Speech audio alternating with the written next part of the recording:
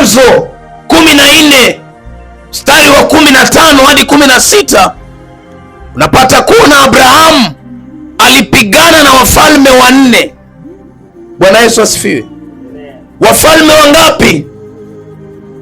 Alipigana na wafalme wanne ambao walikuwa wamemteka nyara Lutu ndugu yake. Bwana Yesu apewe sifa. Na alienda akawapiga na akawashinda.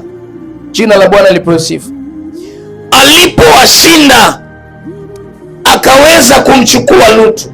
Imagine, Abraham ni mtu tu wa kawaida, mtu anayemwamini Mungu, mtu anayetembea na Mungu, anafika mahali anapigana na wafalme. Unajua wafalme inamaanisha nini?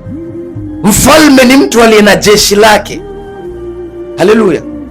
Mfalme ni mtu aliye na wanajeshi ambao wako na silaha. Jina la Bwana lipewe sifa. Mfalme ni mtu ambaye akisema kichwa chako na kitaka, wewe kichwa utakipeana. Haleluya! Lakini Abrahamu akapigana na hao wafalme, sio mmoja, sio wawili, bali wanne, akawashinda wote. Kama si Mungu, ni nani aliyekuwa naye? Haleluya!